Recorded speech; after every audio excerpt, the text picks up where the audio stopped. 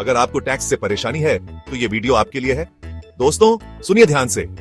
साल का वो समय फिर आ गया है जब सरकार अपनी जेब में हाथ डालती है और ज्यादातर बस चीजों को इधर उधर करती है।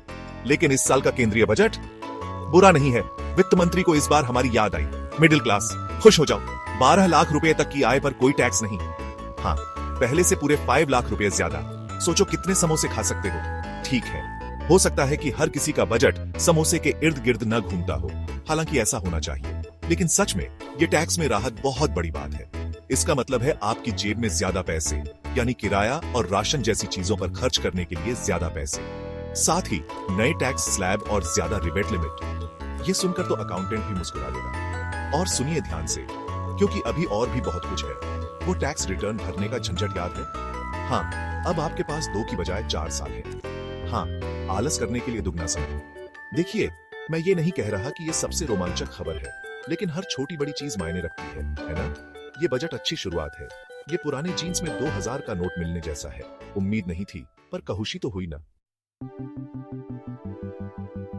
तो दोस्तों, अब बारी है उन चीजों की जो दिखने में इतनी अच्छी नहीं लगती, पर उतनी ही जरूरी है। देश की आर्थिक सेहत। सीधे शब्दों में कहें तो देश का बैंक अकाउंट कैसा दिख रहा है। सरकार का लक्ष्य है कि इस साल राजकोषीय घाटा जीडीपी का 4.8% रहे। मुझे पता है आप क्या सोच रहे हैं, यार ये सब क्या होता है। इसे ऐसे समझो, ये आपकी अपनी चेकबुक के हिसाब किताब जैसा है, बस थोड़ा बड़े पैमाने पर और ज्यादा जीरो के साथ। सरकार अपने खर्चों पर नियंत्रण रखने की कोशिश कर रही है और साथ ही स्वास्थ्य और शिक्षा जैसे महत्वपूर्ण क्षेत्रों में निवेश भी कर रही है। वैसे ये बात तो सुनो, देश भर में 200 नए कैंसर केयर सेंटर, क्योंकि अच्छी स्वास्थ्य सेवाएं हर किसी का हीतु है, सिर्फ अमीरों का नहीं। और बच्चों के लिए सभी सरकारी माध्यमिक विद्यालयों में ब्रॉडबैंड, क्योंकि सच बताएं तो डायल अप कनेक्शन से ऑनलाइन पढ़ाई करना चटनी के तालाब में तैरने जैसा है। धीमा है, गंदा है और किसी को मजा नहीं आता। साथ ही मेडिकल कॉलेजों और आईआईटी में ज्यादा सीटें। लगता है कोई भविष्य के लिए योजना बना रहा है। तैयार हो जाइए दोस्तों, क्योंकि यह बजट हमें भारत के गांवों की सैर पर ले जा रहा है। सबसे पहले कृषि, हमारे देश की रीढ़, और सरकार हमारे किसानों का साथ देने के लिए क्या कर रही है। पीएम धन धान्य कृषि योजना शुरू कर रही है। बिल्कुल, नाम थोड़ा बड़ा है, पर यकीन मानिए ये अच्छी चीज है। इस योजना का मकसद है उत्पादकता बढ़ाना, बाजार तक बेहतर पहुंच देना और यह सुनिश्चित करना कि हमारे किसानों को वह मदद मिले जिसके वे हकदार हैं। और मदद की बात करें तो बिहार में मखाना बोर्ड के बारे में क्या कहेंगे।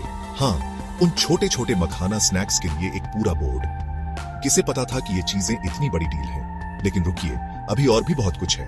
बजट में इंफ्रास्ट्रक्चर डेवलपमेंट के लिए भी बड़ी योजनाएं हैं। हम बात कर रहे हैं सड़कों, रेलवे और बीच में आने वाली हर चीज की। इसे हमारे देश के परिसंचरण तंत्र के लिए एक बड़े अपग्रेड की तरह समझें और रिन्यूएबल एनर्जी और सस्टेनेबल डेवलपमेंट पर ध्यान केंद्रित करने के साथ ऐसा लगता है कि भारत एक एक सोलर पैनल लगाकर हरा भरा होता जा रहा है।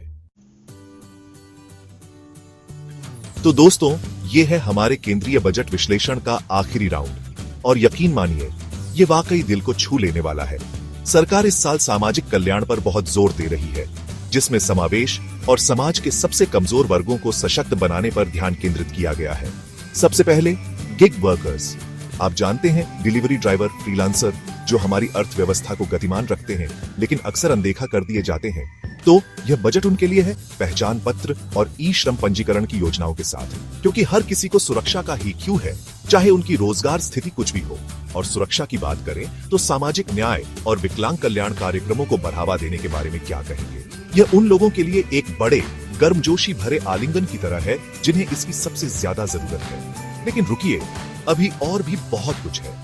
बजट में महिला सशक्तिकरण को बढ़ावा देने, छोटे व्यवसायों का समर्थन करने और सभी के लिए अधिक न्याय संगत समाज बनाने की पहल भी शामिल है। ऐसा लगता है कि उन्होंने बॉलीवुड फिल्म के सभी अच्छे वाइब्स को एक वित्तीय दस्तावेज में डाल दिया है। तो लीजिए दोस्तों, केंद्रीय बजट 2025 संक्षेप में। क्या यह परफेक्ट है? बिल्कुल नहीं। लेकिन क्या यह सही दिशा में एक कदम है? मैं कहूंगा हाँ। अब अगर आप मुझे क्षमा करें तो मैं कुछ समोसे खरीदने जा रहा हूँ।